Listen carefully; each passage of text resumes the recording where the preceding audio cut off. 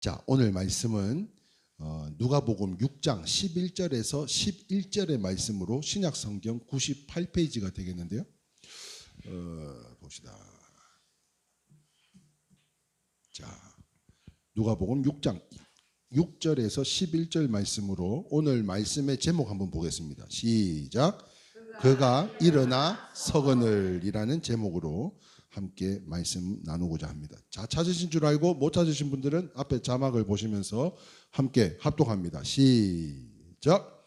또 다른 안식일에 예수께서 회당에 들어가사 가르치실세 거기 오른손 마른 사람이 있는지라 서기관과 바리새인들은 예수를 고발할 증거를 찾으려 하여 안식일에 병을 고치는가 엿보니 예수께서 그들의 생각을 아시고 손 마른 사람에게 이르시되 일어나 한가운데 서라 하시니 그가 일어나 서거늘 예수께서 그들에게 이르되 내가 너희에게 묻노니 안식일에 선을 행하는 것과 악을 행하는 것 생명을 구하는 것과 죽이는 것 어느 것이 옳으냐 하시며 무리를 둘러보시고 그 사람에게 이르시되 내 손을 내밀라 하시니 그가 그리하매 그 손이 회복된지라.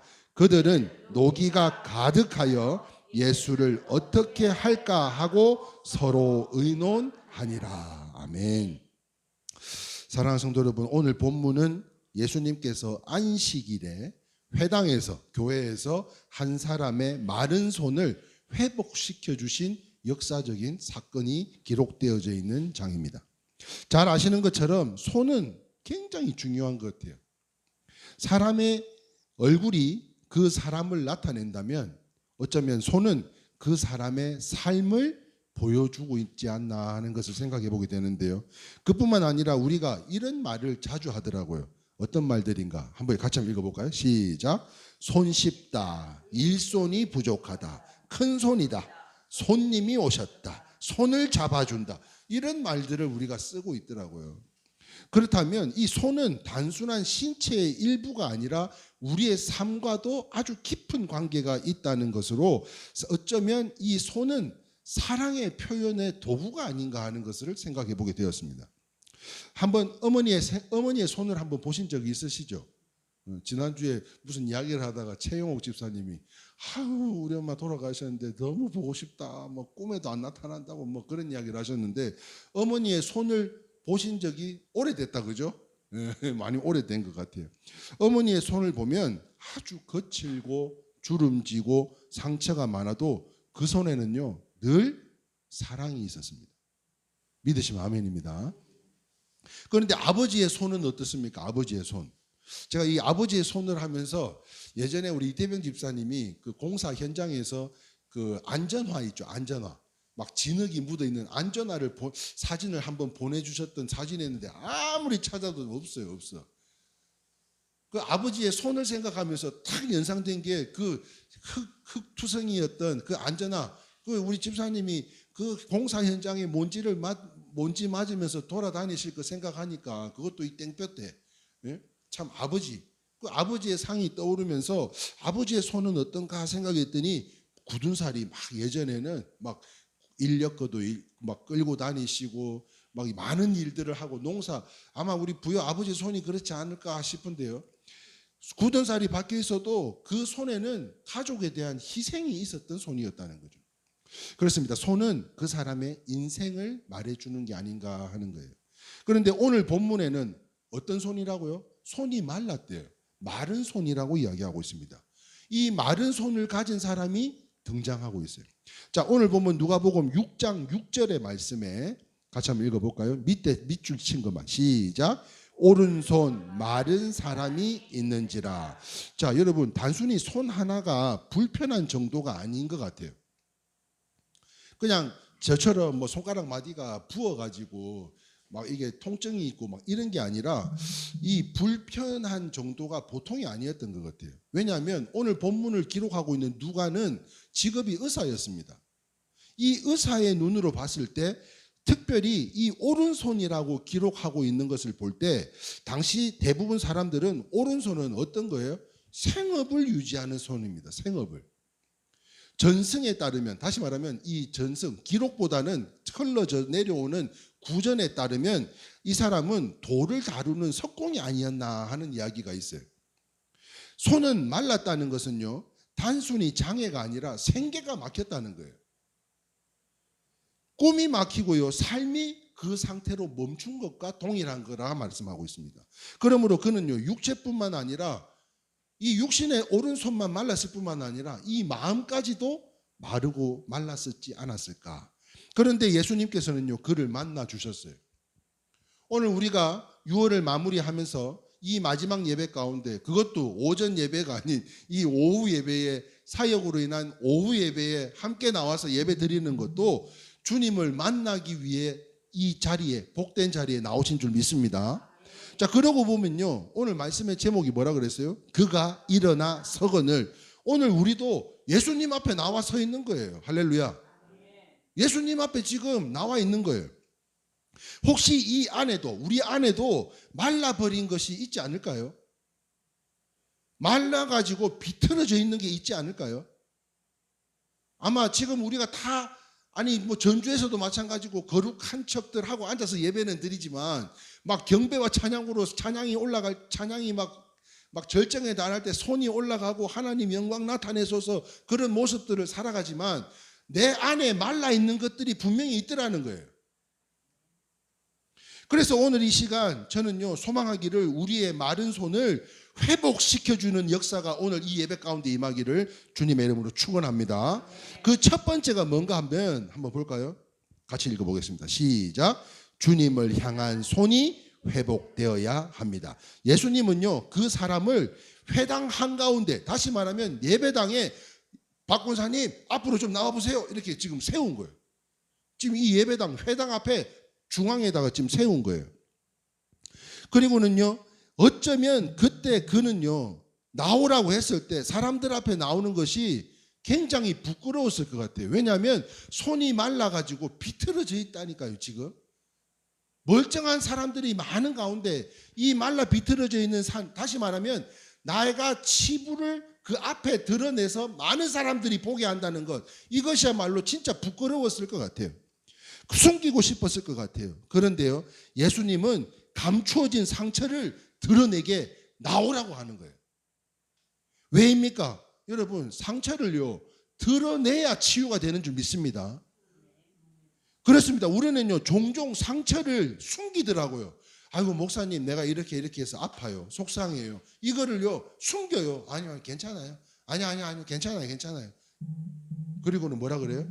같이 읽어볼까요? 시작. 괜찮습니다. 아무 문제 없습니다. 아무렇지도 않습니다. 우리의 이렇게 말라있는 부분들을 숨겨요. 하지만 주님은요, 내게 가지고 나오라고 말씀하고 있어요. 사랑하는 성도 여러분, 회복은요, 주님께 나오는 순간 회복의 시작이 되는 줄 믿으시기를 주님의 이름으로 축원합니다. 오늘 시편 말씀에, 오늘 시편 134편 말씀에 2절 한번 같이 한번 읽어볼까요? 시작. 성소를 향하여 너희 손을 들고 여호와를 송축하라. 손을 든다는 것은 무슨 말이에요? 손을 든다. 꼼짝 마, 야, 꼼짝 마. 그러면 꼼짝 마라 해놓고는 꼼짝 마. 그러고 손 들으래. 꼼짝하지 마라 해놓고 손 들면 돼요, 안 돼요? 그 항복하는 거예요. 항복. 항복이 뭐예요? 항복은요, 이 찬양 같아요. 한번 볼까요? 전부여 의지 없어서 손 들고 옵니다. 주 나를 외면하시면 나 어디 가리까. 내 죄 씻기 위하여 피 흘려 주 곧 회개하는 마음으로 주 앞에 옵니다. 손을 든다는 것은 항복이에요. 천부여 의지 없어서 곧 회개하는 마음 주 앞에 나아갑니다. 손을 든다는 것은 신뢰하는 거예요. 믿는 거예요. 손을 든다는 것은 도움을 요청하는 것입니다. 그러므로 병든 손도 주님께 들 수 있어요. 연약한 손도 주님께 들 수 있습니다. 바로 그때 주님을 향한 손이 살아날 때 인생이 변화되더라는 거예요. 할렐루야. 그렇다면 소망하기는요, 우리도 오늘 이 시간 하나님 앞에 신령과 진정으로 감사의 마음으로 손을 뻗어서 이 예배의 손이 회복되어지기를 주님의 이름으로 축원합니다. 우리의 찬양이, 우리의 경배와 찬양의 손이 회복되기를 바라고요. 주님을 향한 열정의 손이 바로 회복되어지기를 주님의 이름으로 축원합니다. 그러면 어떻게 돼요? 두 번째, 같이 읽어볼까요? 시작. 기도의 손이 회복되어야 합니다. 예수님께서 말씀하셨어요. 오늘 10절 말씀이에요. 무리를 둘러보시고 그 사람에게 이르시되 뭐라고 했다고요? 시작. 내 손을 내밀라. 앞으로 불러낸 것만 아니라 그 치부와 같은 말라 비틀어진 손을 내밀으라고 말씀하고 있어요. 참 이상하지 않아요? 움직이지 않는 손에게 손을 내밀라고 이야기하고 있습니다. 이 말하자면 근육 위축증이라는 게 있더라고요. 근육 위축증. 신경이 손상이나 마비로 인해서 손 근육이 말라버린 상태를 이 바로 근육 위축증이라고 하는데, 이 움직이지 않는 손을 앞으로 나오라고 한 것도 그렇지만 그 손을 내밀으라고 말씀하고 있다고요. 그러나 그 사람은요, 변명하지 않았어요. 주님, 안 됩니다. 아이고 괜찮습니다. 안 됩니다. 저는 싫어요. 그렇게 말하지 않았어요. 따라합시다. 그는 순종했습니다. 자, 그런데 말입니다. 이게 무슨 일입니까? 순종하는 그 순간, 할렐루야. 미리 할렐루야입니다. 순종하는 순간, 나오라고 하니까 나오고, 그 비틀어진 손을 내밀으라고 했는데 내밀었더니 그 순간 순종을 했더니요, 그 순간에 회복이 된지라. 믿어 의심지 않아야 역사가 나타난다는 거예요. 우리도 마찬가지입니다. 기도도 그렇습니다. 기도가 말랐는데 기도를 하지 않는다면 되겠냐고요. 은혜가 말랐는데 무릎을 꿇지 않는다면 그게 가능한 이야기예요. 눈물이 말랐는데 하나님 앞에 나가지 않습니다. 그러나 회복은 순종의 기쁨으로 기복이 아닌 믿고 기도할 때 시작되어진다는 거예요. 그러므로 디모데전서 2장 8절 말씀에 밑줄 친 겁니다. 시작. 거룩한 손을 들어 기도하기를 원하노라. 할렐루야. 여러분, 꼭 손을 들고 기도해야만 손을 들고 기도하는 게 아니에요. 우리의 시선, 우리의 모든 생각, 우리의 모든 관점이 주님을 향하면 바로 그것이 주님께 손을 들고 간절한 마음으로 기도할 때 그때 치유와 회복의 역사가 일어난다는 거예요. 그러므로 사랑하는 성도 여러분, 기도는요, 우리가 뭐라고 이야기해요? 영혼의 호흡이다라고 이야기를 합니다. 기도가 멈추면 다시 말해서 영혼이 말라버리는 거예요. 한때 눈물로 기도하던 시절이 있지 않았습니까? 새벽마다 주님을 찾던 그때가 있지 않았어요? 가족을 위해서 울며 기도하던 그때가 있지 않았습니까? 그런데 어느 순간 이 기도가, 이 예배가 형식이 되고 습관이 돼버린 거예요. 제가 이 말씀을 준비하면서 전주에서 연락이 왔을 때, 아이고 또 제가 부재 중에 우리 성도들끼리 예배를 드려, 이건 있어서는 안 되는 일인데, 오후로 좀 미뤄서 괜찮을까?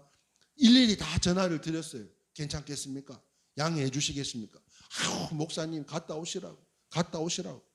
그리고는 오늘 여기 2시에 모여서 함께 예배 드리는 오늘 이 예배가 그 어떤 형식과 습관이 아닌 주님 기뻐하시는 마른 손이 회복되어지는 하나님의 은혜와 역사가 나타나는 귀한 복된 시간들이 다 되시기를 주님의 이름으로 축원합니다.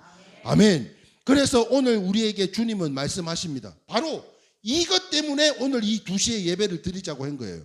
뭐라고 하시냐면요, 기도의 손을 다시 내밀어라 라고 말씀하시는 거예요. 여러분, 기도 제목이 있잖아요. 그 기도의 손을 내미는 순간 하나님께서 역사하여 주실 줄 믿습니다. 바로 그때 말라버린 기도의 손이 회복되어지는 역사가 우리 안에 나타나기를 끊이지 않는 축복이 임할 것이라는 거예요. 세 번째 보겠습니다. 세 번째입니다. 같이 읽겠습니다. 시작. 봉사와 섬김의 손이 회복되어야 합니다. 손은요, 계속 움직여야 건강하답니다. 지난주에 누가 무슨 말씀을 했더니 우리 이순식 집사님이 그래요, 나도 치매 예방하려고 악기 배우기 시작했어요, 이런 이야기를 하는 거를 잠깐 어디서 이야기했는지 생각이 안 나요. 근데 그 이야기를 하셨던 기억이 나요. 여러분, 연세가 드셔서 노화가 돼서 굳어지는 게 아닙니다. 안 써서 굳어지는 거예요. 가만히 두면 점점 굳어지는 거예요. 신앙도 마찬가지인 것 같아요. 봉사가 멈추면요, 봉사를 멈추면 믿음도 멈추더라고요. 교회는요, 몇몇 사람의 희생으로 유지되는 곳이 아닙니다. 결코 아닙니다. 모든 성도가 한 명도 빠짐없이 함께 섬길 때 건강한 공동체가 되는 줄 믿습니다. 그러므로 로마서 12장 13절, 우리 여기 슬로건으로 걸려져 있는 말씀은 12장 15절 말씀이죠. 12장 13절에 뭐라고 되어 있나 한번 볼까요? 시작. 성도들의 쓸 것을 공급하며 손 대접하기를 힘쓰라. 아멘. 우연히 길을 잘못 들어서 우리 박은실 권사님이 가명숙 집사님을 만났대요. 길을 잘못 들어섰는데 그냥 길을 알고 찾아갔더라면 만나지 못했을 건데, 그것도 참 하나님 은혜 아니요? 박영자 집사도 뭐 두말할 것도 없고, 예? 그래, 여기는 멀어서 그렇다 칩시다. 저기는 또 가깝다면 다시 주의 전에 나와 몇몇 우리끼리만 연합한다고 해서 이거 하나님 기뻐할 일이 아니라 한 영혼이라도 더 만나고, 저 큰 교회들은 지금 뭐 전도 축제라고 한다고 돈을 그렇게 써가면서 선물에 저도 오늘 뭐 하나 주던데 무슨 약을 또 한 통 주더라고요. 예? 새신자들 한 통씩 가져가라고. 또 밥을 먹고 갈 사람들은 가고, 밥을 못 먹고 가는 사람들은 밥을 또 싸가라고 도시락을 또 싸주더라니까요. 예? 얼마나 치밀하게 계획하고 기도하고 한 영혼이라도 주님 앞에 불러내기 위해서 노력하는 거 아닙니까? 성도들의 쓸 것들을 공급하며 손 대접하기를 힘쓰라. 이게 교회의 정신이어야 된다는 거예요. 예수님께서는요, 우리를 위해서 손과 발에 뭘 박았어요? 대못을 박으셨어요. 그 희생으로 구원받은 우리가 아무것도 하지 않는다면 안 되는 것으로요. 혹시 예전에는 우리가 정말 열심히 연습하고 훈련했는데, 그리고 봉사했는데 혹시 지금의 손을 놓고 있지는 않은가 하는 거예요. 우리가 혹시 손을 쉬고 있지는 않은가? 주님을 말씀하십니다. 다시 그 손을 내밀으라고. 많은 연습과 훈련을 통해서 다시 봉사의 손이 회복되어지는 하나님의 은혜가 오늘 이 자리에 임한 모든 성도님들에게 늘 함께 하시기를 축원합니다. 네 번째 보겠습니다. 같이 읽겠습니다. 시작. 구제와 선교의 손이 회복되어야 합니다. 자, 건강한 손은요, 움켜쥐는 손이 아니라는 거예요. 건강한 손은 나누는 손이 건강하다는 겁니다. 하나님은 흘려보내는 사람들에게 더 많이 맡기셨다는 것을 지난주 야외 예배 때 말씀을 통해서도 여러분 잘 기억을 하실 텐데요. 그래서요, 신명기 15장 말씀에 이런 말씀이 있습니다. 신명기 15장 같이 읽겠습니다. 처음부터 끝까지 읽을게요. 시작. 너는 반드시 그에게 줄 것이요, 줄 때는 아끼는 마음을 품지 말 것이니라. 이로 말미암아 내 하나님 여호와께서 내가 하는 모든 일과 내 손이 닿는 모든 일에 내게 복을 주시리라. 할렐루야. 여러분, 아낌없이 나누라는 거예요. 하나님이 주는데요, 그냥 주는 게 아니에요. 최하 권사님 몇 배? 30배라니까. 30배. 예? 그런데요, 기왕 받을 거면 아낌없이 드림으로 인해서 100배, 1000배, 만배의 복을 받으시기를 주님의 이름으로 축원합니다. 아멘. 뿐만 아닙니다. 잠언 11장 25절 말씀입니다. 시작. 구제를 좋아하는 자는 풍족하여 질 것이니요 남을 윤택하게 하는 자는 자기도 윤택하여 지니라. 아멘. 인색한 사람들은요 때깔만 봐도 알아요. 인색하기 짝이 없어요. 그런데요 자원해서 봉사하고요 섬기는 자들을 보면요 그렇게 아름다울 수가 없어요. 그러므로 사랑하는 성도 여러분, 교회도 마찬가지입니다. 안으로만 모이는 교회가 되어서는 안 된다는 거죠. 바깥으로 흘려보내는 교회가 되어야 될 줄 믿습니다. 선교하는 교회, 구제하는 교회, 이웃을 섬기는 교회가 될 때 하나님께서 우리 교회를 더 풍성하게 인적 자원에서 물적 자원에 이르기까지 두루두루 우리가 생각하지 못하는 것까지도 채워주시고 부어주는 역사가 나타나게 될 줄 믿습니다.